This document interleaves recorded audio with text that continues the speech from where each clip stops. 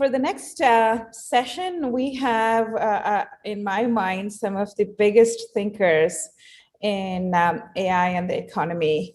And we're going to. The session is titled AI and the economy, and I have the honor and privilege actually of introducing Erik Brynjolfsson. Sorry, Erik, feel free to correct me if I'm getting your last name wrong.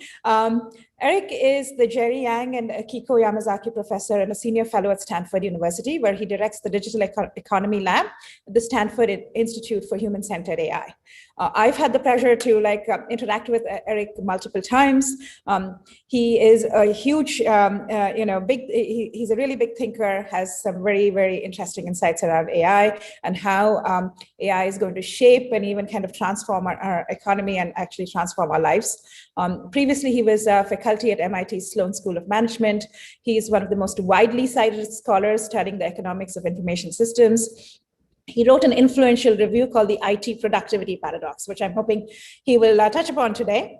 And most recently, I believe Erik's written like a ton of books. I will let him comment on the exact number. Maybe it's 10 or something like that, or over that. But his recent books, the second Machine Age and the Race Against the Machine. He is basically has a lot of insights around how humans and machines are going to interact with each other in the future. We're also very lucky to have Karim Lakhani. I believe Erik and Karim know each other from their past. Karim is the technology management and innovation expert and is the professor of business administration at Harvard Business School. He's also the founder and co-director of the Laboratory for Innovation Science at Harvard. And his most recent book is Competing in the Age of AI, a strategy and leadership when algorithms and networks run the world. I particularly like the title. I feel like to some extent that algorithms and networks run the world today. So it'll be really great to hear from both of them. Why don't we start off with maybe a broad question to both of you. We'll start with Erik first. On my mind, AI is moving at the speed, AI research and AI advances are moving at the speed of light. So what are the recent advances in AI that you have been most impressed with? And how do you think that is going to change kind of, at a very high level, the future of mankind even? So Erik, we'll go with you. First off, Bindu, thank you so much for inviting me to join you. This conference you're putting together is just amazing. What a great set of content, and it's great what we're doing at Abacus. Also, it's good to see you, Karim. It's been a little while since I moved out to the West Coast. You're right. Here. We know each other back. He was the star, the rock star PhD student when I was a young professor there. So we've known each other for, I don't know, more years than I want to say. But and we obviously connect on our research a lot. To answer your question, I've been just super impressed, as I think we've been hearing with the breakthroughs in technology. When Andy McAfee and I wrote, Second Machine Age and the other books, we were somewhat optimistic, but I think we actually underestimated how fast some of the things would happen in areas like these transformers I was hearing a little bit about, these large pre-trained language models like GPT-3. And I just finished working on a paper with a bunch of about 100 co-authors at Stanford. We're calling them foundation models because they do a lot more than language. They can do in so many different areas, and it's becoming a basis for building a lot of things on top of that. And the performance of them is just, to me, it's amazing. There's some practical impacts in things like machine translation. I recently wrote a paper where eBay's machine translation system, when they turned it on, they switched it on for different language pairs. And when they turned it on, there's about an 11 or 12% improvement in sales between those pairs of countries. To an economist, that's equivalent to shrinking the world by about 25% in terms of transportation costs. So it's a really big first order effect. Of course, in imaging and medical imaging, being able to diagnose things, is hardly a week or a month goes by. I don't see another article in Science or Nature where they're outperforming or matching humans. With the pandemic and being able to understand protein structure and help develop mRNA vaccines, things like DeepMind's AlphaFold is just, that's a scientific breakthrough of a first order. I'm on the board of the AI Index, and using AI for biotech was the number one category for investment and venture funding this past year, which is nice to see. I could go on. There's some, to be fair, that haven't been going as fast, like self-driving cars. I rode around on them. In fact, believe it or not, in 2011, Google gave me and Andy a ride up and down Route 101 in a self-driving car. And I was led to believe they were right around the corner, but some things take a little longer. There's some hits and misses, but I think a lot more hits. Great, Karim? Yeah, just plus one everything that Erik is saying. And again, I think Erik is like at least 21 years or something like that that we've known each other. And Erik. Yeah, you started when you were 12 years old, right? Exactly. This is all recent. This is COVID-driven white hair. And by the way, I think everybody in 02139 and 02141 is mourning Erik's departure to warmer temperatures at Stanford. It's a real loss for our community here. But I think also people have gotten very comfortable using these tools. To Erik's point, in fact, the Second Machine Age is an amazing book, but in that book you actually sort of talked about sort of exponential growth, and you were sort of seeing exponential growth in certain parts of the AI landscape into the technology. And for me, actually, the interesting thing actually is sort of what's happening in Silicon Valley, what's happening in the AI labs around the world, and then how do we actually take it and bring it over to the real world?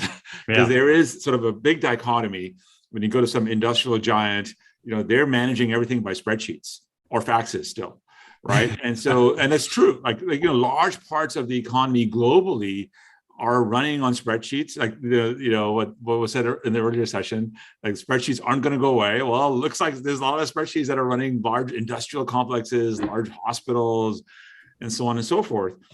And so what I see is that the tremendous growth, and then how do we actually then take that technology, apply it?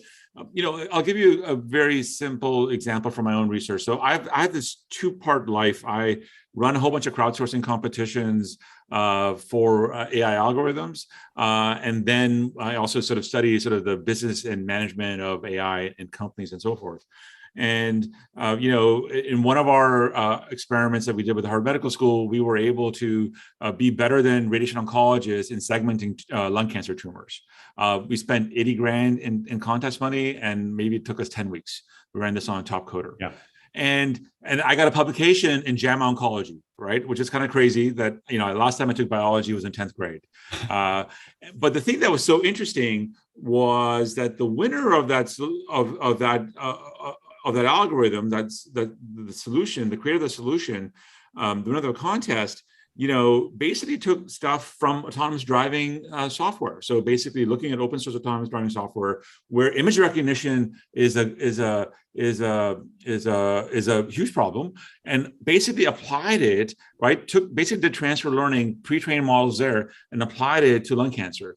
Now, nobody at Harvard Medical School or within the radiation oncology community would have ever made that connection. But all of a sudden, while we're all waiting for self-driving cars to show up, the innovations there are moving over.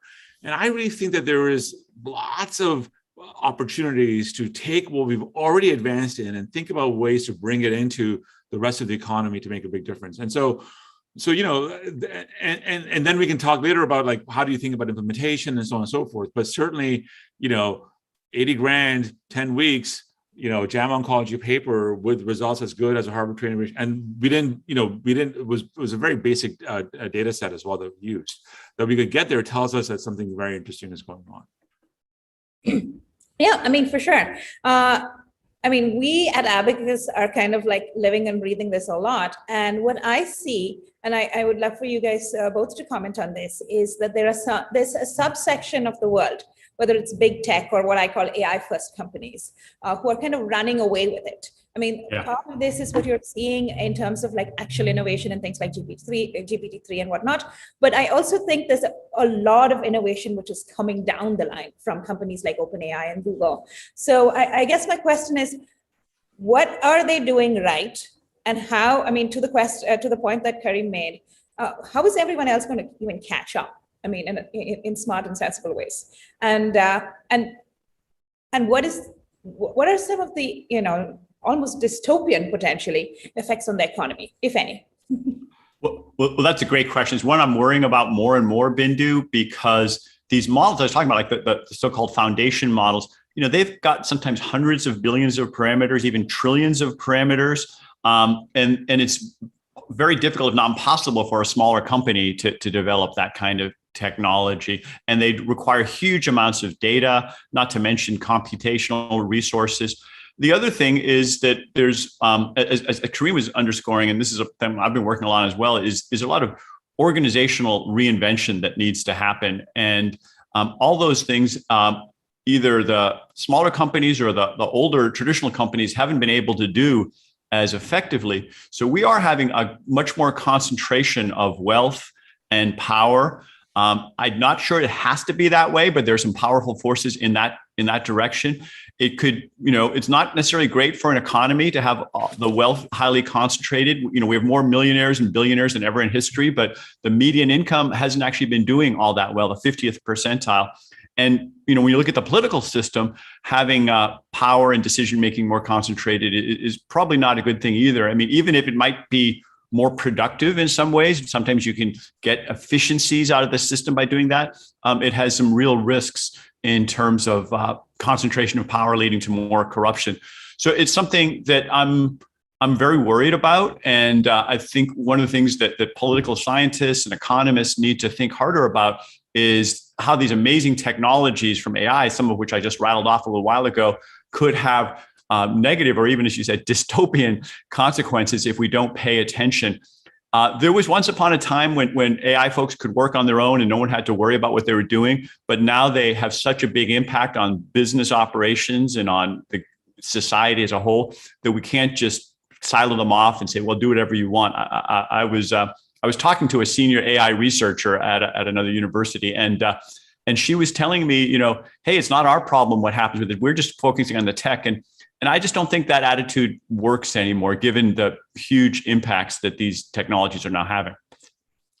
Yeah, and let me just add to what Erik said. I mean, I think that, on his first point, that, and that's a great paper, by the way, the foundational models paper. Is really worth reading. And, it reminded me about sort of the complexity that we have in AI models now that looks almost like biology. Like it looks like, biologists, scientists have a hard time understanding how is it that our systems work. And I think all the work around AI explainability and so on and so forth sort of tells you that even for the scientists at the leading firms, there is now interpretability. How does the system actually work? Question coming through, and we may have to go listen to the biologists again to see how they make inferences about their machines, and then about the biological machines, and then we can rebuild our understanding. The thing I would say is a fun. I read a lot of science fiction, and so there's a great book by Werner Vinge, and in there was a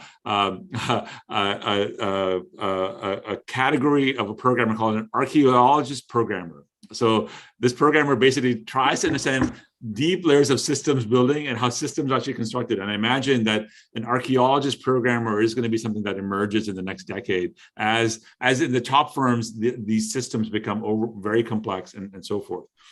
But what I would sort of add to this question, is that the ways in which the top firms that are AI first, in many ways, you look at like Ant Financial, you look at Alibaba, you look at Google, they're organized in a very different manner than a Bank of America, right, or a Citibank, and what it tells me is that the use of AI to basically rethink your business model, how you create and capture value, but also your operating model, how you think about how many customers you serve, what you offer them, and how you learn and improve is also very different. And part of the argument that we're making in our books and our thinking is that, hey, like, I'm in the operations group. And so like processes matter. And, Erik has done a ton of research on this. A lot of people have sort of done over many decades of looking at new technology introductions. Changes in processes matter. Before, it used to be, in one particular industry, in one particular segment, like, publishing went to desktop publishing, so we had to change our processes, right? From printing press to desktop, and so we had to change our. Now, this change is across the economy. And to make use of the technology, we actually have to change our processes. And the example I give is like, if you come to Boston, right, and you go to our downtown area, it's a mess. it's a mess of streets. And what do they do, right? There used to be cow paths, and then concrete got invented and asphalt got invented. And so we poured asphalt over those cow paths, and it's a mess, right? You go to Manhattan, and then when we had modern road technology, they built a grid, right? And they changed the process by which traffic flow. Now there's congestion, different story. But the notion of the cow paths in Boston to the Manhattan grid, I think that's going to be also a huge question that many companies will face in order to take advantage of these technologies. This is really, this is a very good, both very good points in the sense that I think all of us, at least in the panel, really believe that companies will have to transform kind of almost completely to kind of like, be relevant in the future, right? However, when I talk to a lot of large companies, like you mentioned, Bank of America, Citibank, but companies like that, really successful, really huge, really different from these AI-first companies, there's still a lot of skepticism about AI. There's still a lot of like, there's a lot of hype. Is ML going to do what it's supposed to do?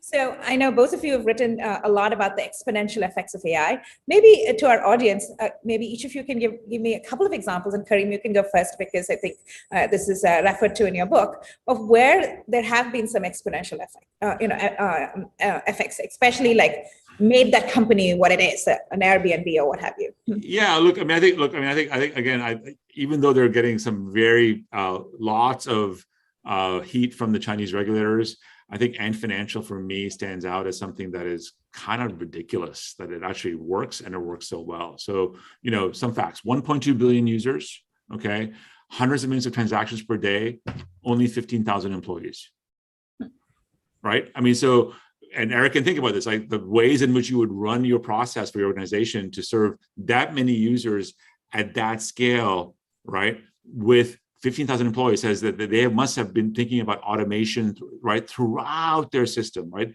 and then when I talked to their head of AI, the AI team is only 500 people, and I was like blown away, like what? And data pipelines and so forth. It goes that we were lucky to be able to invest a ton in that and get clean data so that our AI teams can actually get the work done.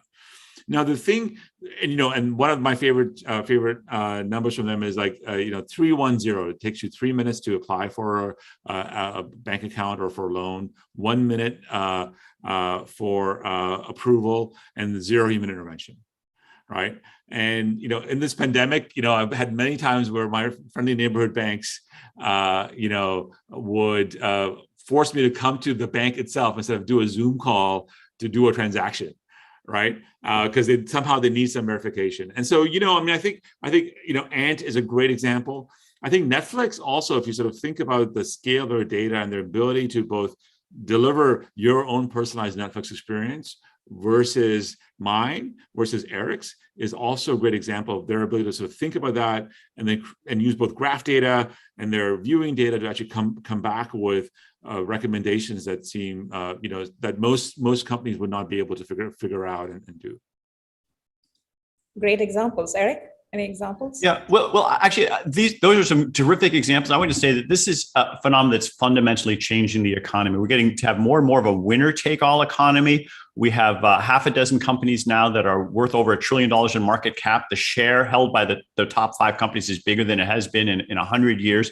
A lot of them, of course, are these tech companies, many of them less than 20 years old, that are leveraging these technologies exactly as Karim was describing. By the way, not just in the United States, you go to China and other countries as well, less so in Europe, I'm afraid.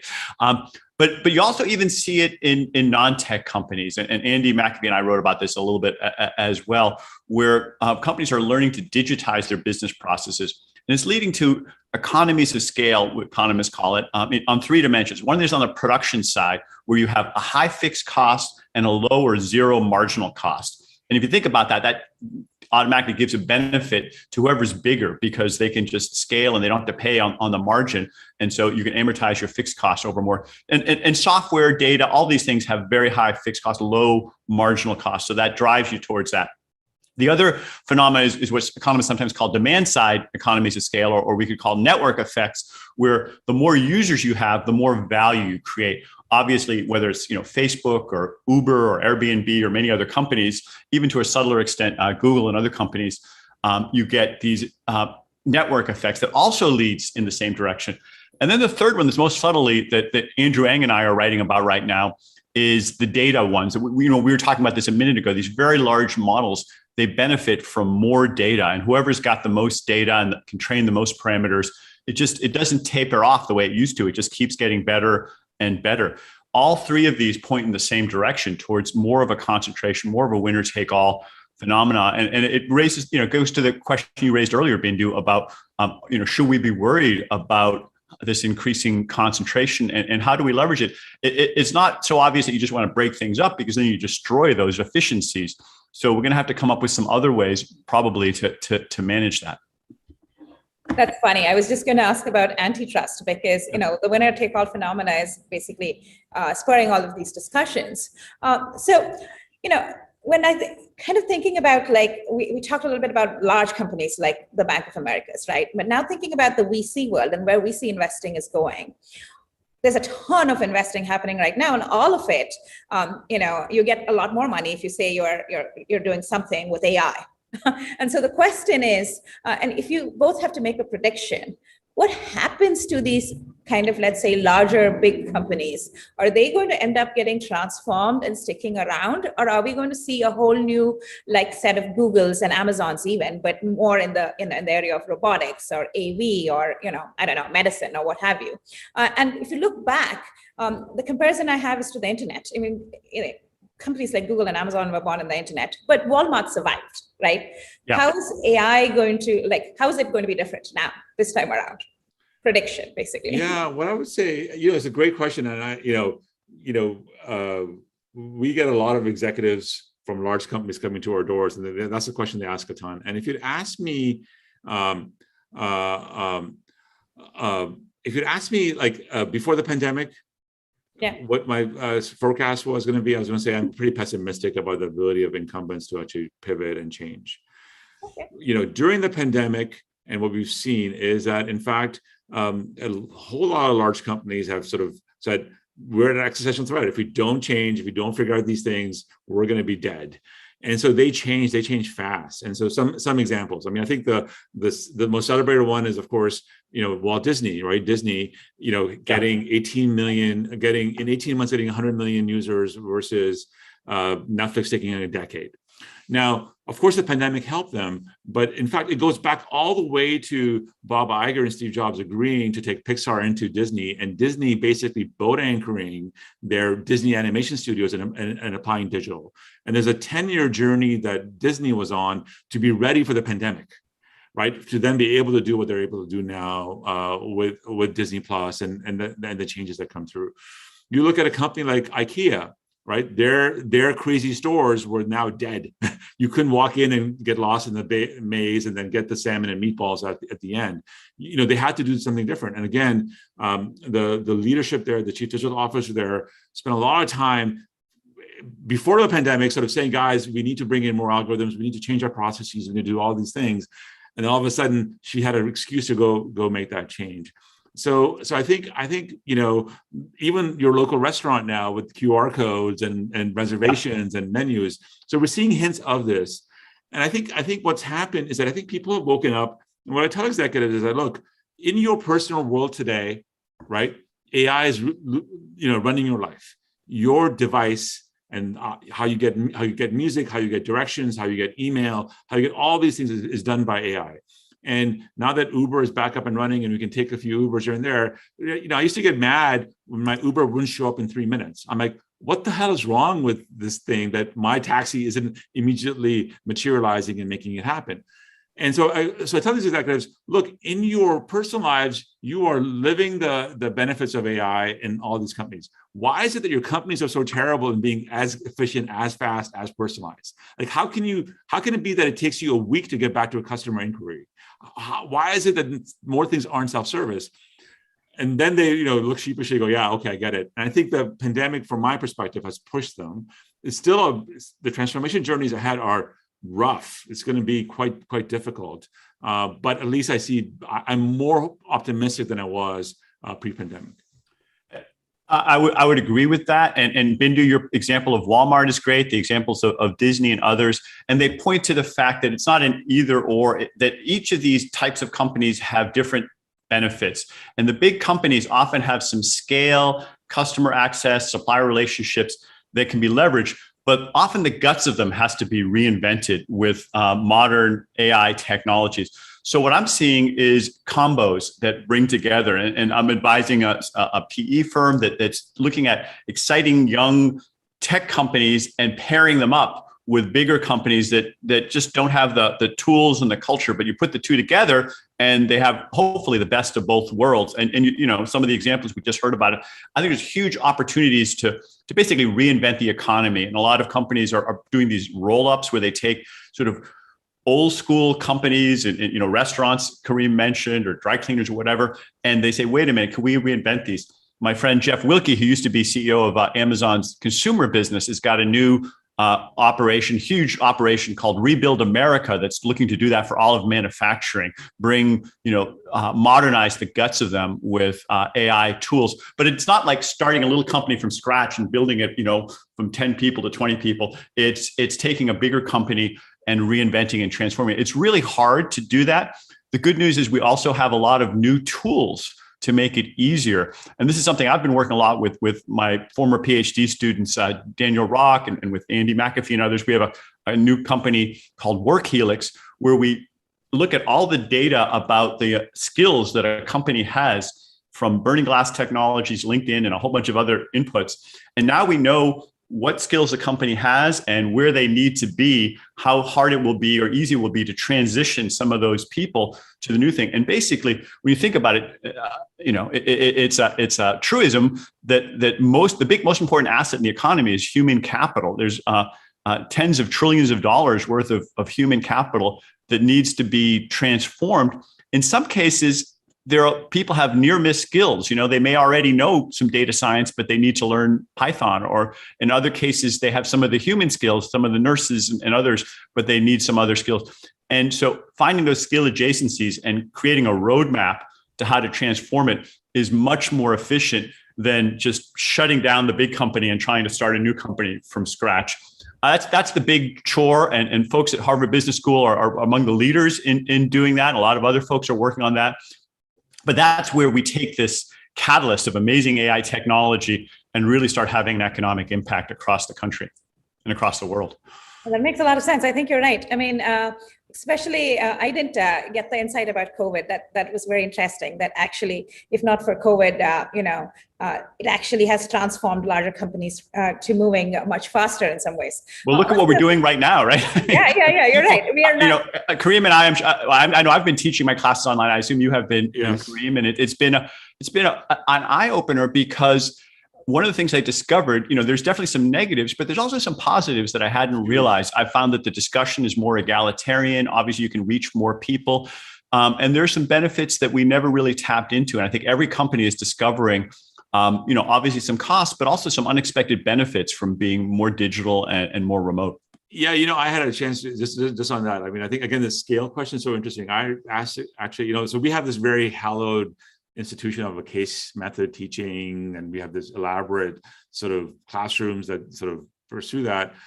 And then all of a sudden we have to go to Zoom, but then people are learning to do stuff at scale now. So a typical classroom is like 90 people, right? And then you can imagine adding more classrooms is very expensive, and so on and so forth. I recently ran a program with my colleague Tarun Khanna on African entrepreneurship. And we had 700 people registered. And in every Zoom session, we had 500 people show up live. The rest were busy or they couldn't get internet access in time. And we ran case method, Erik, with 500 people, right? And it worked, impressive. Right? We had to change our process. We had to change, and we're co-teaching it. But I'm just stunned by this experimentation now that we could actually go do that. And I can go back to our school and say, hey, you know, we never had 500 Africans in one program ever in the school, right? I mean, talk about diversity. And now I can show you how to do this, and let's learn how to make that happen. So I think it's you know, even our school, which is 110 years old, 120 years old, is now learning new tricks around this to figure this out. That's great. Fantastic. So I think we're more or less in agreement that a lot of these big companies will survive, transform, maybe even combine with smaller tech companies. Yeah. May I just ask let me ask just one more thing on this. So I think the issue that I see happening with companies, and this is a big realization that I have had in our work, is, and Eric, you'll know this reference very quickly. What I see happening is for large companies is what happened between Apple and Nokia. So, people say, what happened to Nokia's consumer phone business? Well, Apple came in and had, a touch screen, had internet, had browser, had music, had a camera, maps, blah, blah, blah. Right. And so people sort of list that out. But then I show a slide that shows, no, Nokia was the first to invent a web browser on a phone. Nokia was the first to have internet on a phone. Nokia was the first to have email, all those things that we say Apple did, Nokia did first, well before the launch of the iPhone, right? And then it wasn't as if Nokia stopped investing in R&D. Nokia was investing 10 to 15% of revenue in R&D through the period by which they were being killed by Apple as well. So they're putting a ton of money in, and they were also investing, had all the key technologies, yet they weren't able to make the transition. And two companies, Google and Apple, sort of own the smartphone market. What happened? Well, there's a concept that was invented in the 1980s by Rebecca Henderson and Kim Clark called architectural innovation, which says that oftentimes large companies get stuck on the features and not on the architecture, right? And so what Apple did is it took pre-existing architecture, pre-existing technologies, knowledge, and then rearranged it in a new architecture and a new business model. And that's what Nokia could not observe, because remember, their response to this was like, oh, we have all these features, we have all these phones. So they didn't understand the shift to the product.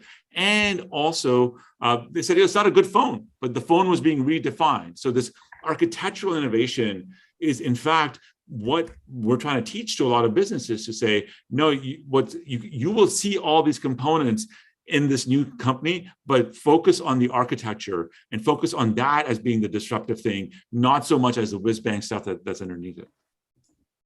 Perfect. That makes a lot of sense. And, I think actually that's a little bit more positive note to the discussion, because I do think both of you are right that some of these large companies will reinvent themselves. Let's kind of change gears a little bit, and instead of talking about large corporations, which obviously are, will do fine, and talk about the working class. And when you look at, there's clearly a lot of fear in the market, or in the world in general right now. The belief that AI is going to automate away a lot of jobs. I know Erik's written the review about the IT productivity paradox, and of course now you're collaborating with Andrew Yang. Potentially something around UBI as well. So how do you see, the economy evolving, especially when it comes to kind of the working class? Yeah, just to clarify, although we are having Andrew Yang come speak at our conference next month or 2 months from now at Stanford, the person I'm working with is Andrew Ng, N-G. Oh, sorry. Okay, not the UBI person. Yeah, exactly. But he's also very interested now in some of the economic impacts, as we all should be.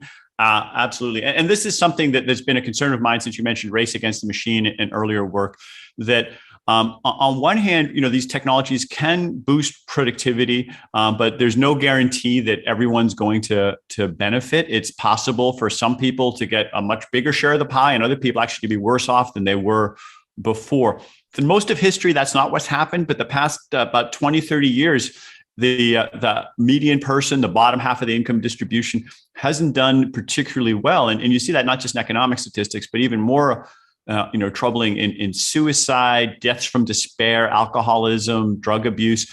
It's for the first time in recorded history, life expectancy of Americans has started going down the past few years, and it's almost all concentrated in sort of the white working class that have been hit hardest.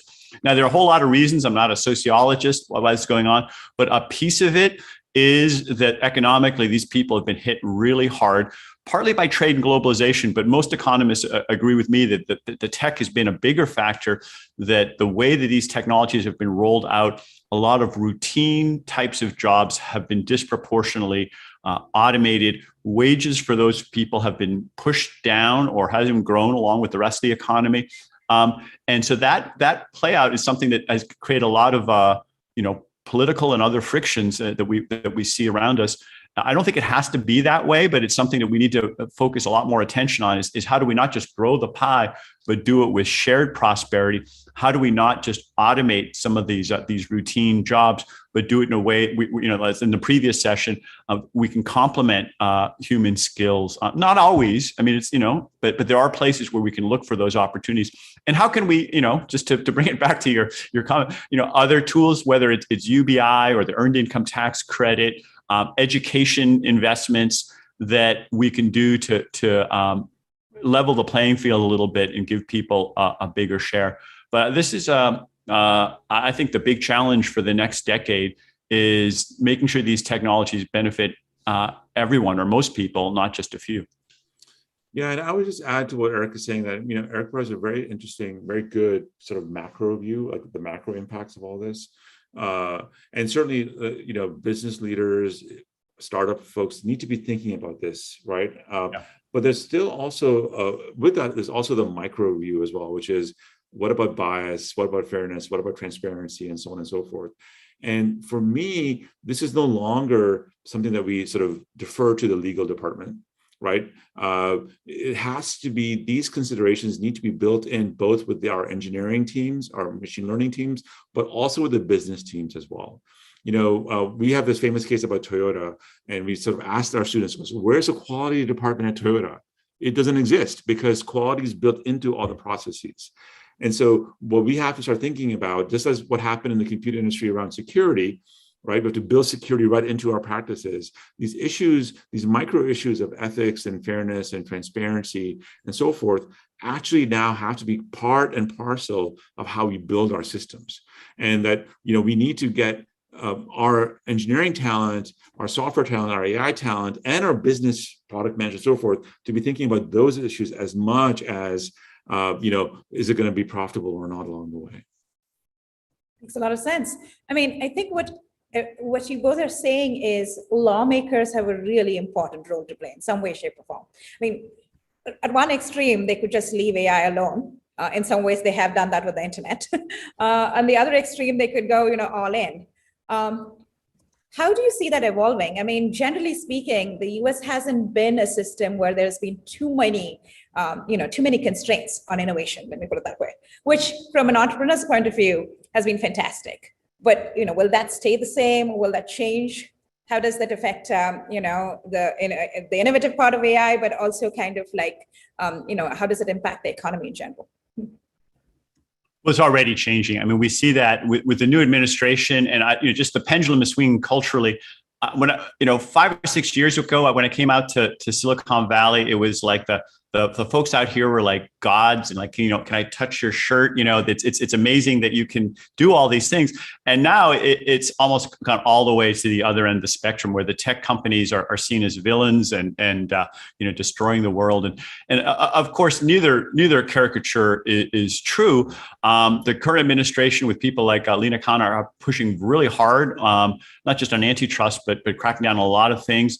I don't think it's a matter of should we do more of this or less of this. It's more a matter of doing it smarter.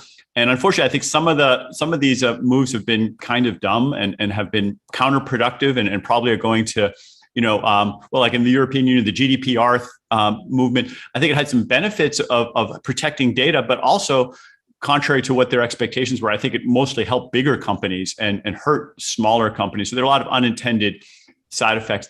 I think the issue is that the leaders in government don't have the training and understanding, and that's partly our fault. At Stanford, we're running some programs now to teach congressional staffers and even some Congress people about it. I went and testified in Congress last year, and to be frank, I was appalled at the kinds of questions and the level of understanding. It was nothing like what I get in my undergraduate or MBA classes anywhere, or just talking to most of the business executives I talked to. It was a level of understanding that was kind of scary. And these people were making some really big decisions. So, we've got a lot of work to do to make the decision making smarter. I'm cautiously optimistic that we can do better, not just in the economic stuff we were talking about, but to Karim's point about bias, it's a huge challenge, and we have a lot of examples of bias in hiring, in lending, in medical decisions, in parole decisions. There's the academic literature. Some of Karim and my colleagues have been written very convincing papers about the problems. But actually, I think that in the end, the machine learning systems are going to be more fair than what we have today. I don't think the right benchmark can be or should be perfection, where there's never any mistakes.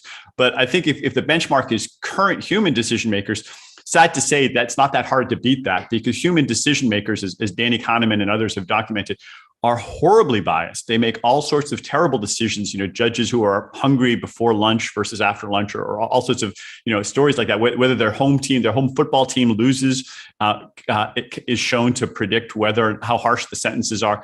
It's appalling what you see that people do. And in fact, the reason the machines have some of the bias in the first place is because they've learned really bad decision-making rules from humans. But a machine is a lot easier to audit. It's a lot easier to update and improve. There are tools like my friends at the Media Lab have developed called Turing boxes, where you can put in a set of inputs and see what the outputs are and start seeing if there are patterns that emerge. Over time, I think we're going to get better and better at that. Not automatically, but if we put the effort on it. So that's an area where in the long run, I think we're going to have a fairer and more efficient society as machines help with some of those kinds of decisions. Karim, any thoughts around that? No, I think I totally agree. I mean, I think economists often talk about the counterfactual. So when we talk about bias with machines, you always want to say, well, what does it compare to? Exactly. And the comparison right now is with humans, right? And I think I found over and over again in my research, when we built sort of these algorithms for NASA or for Harvard Medical School or the Broad Institute, is that we objectively perform better on a bunch of dimensions.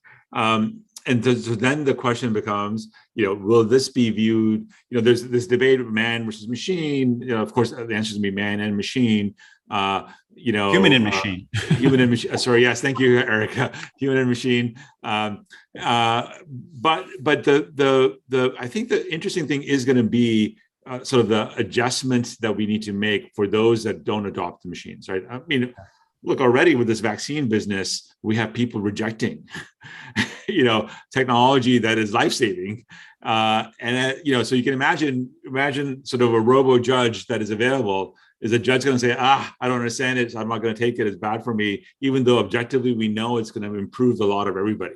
Exactly. Right. Well, this understanding it is a tricky thing, and we would like to understand it. But when you point out the counterfactual, Karim, it's, we don't understand how the human brain works. And yeah, exactly. Decisions, it's like, they got to explain like people do. Well, you know what? People confabulate. They don't actually understand even how they make their own decisions. So in that sense, already, I suspect machines, opaque as they are and difficult to understand as they are not any worse and arguably better than a lot of humans making these decisions. And one of the places that the European Union sort of shot itself in the foot a little bit was requiring all these AI systems to be, quote, explainable on a level that human systems aren't. Exactly. And I think that the de facto, that's just going to mean that they don't have a lot of AI systems developed over there, unfortunately for them and for the world. But again, this is going to be a key question for the technologists that are listening, right? Which is how will you drive adoption in these human-machine combinations? And what happens when the human disagrees, right? And how do we do that? And I think that, again, this vaccine story that we're seeing around mRNA is a harbinger of, as we bring these technologies into our society, into our companies, into organizations, how are we going to drive the adoption and actually make it beneficial for all instead of sort of this rejection that we're seeing as well? Such a fascinating discussion. I mean, I could go on talking to both of you about things like future of work, economic metrics. Hopefully you guys will come back. We're kind of a little past our time. And I'm also kind of really happy to hear that both of you work in some really kind of iconic institutions, which I think are going to in turn kind of influence kind of lawmaking and corporations. And then hearing your views has been absolutely fascinating. Thank you so much. And we will see you next time. Absolutely a pleasure. Thank you for inviting me, Bindu, and always great seeing you, Karim. Yeah, same here. Thank you so much. Take care.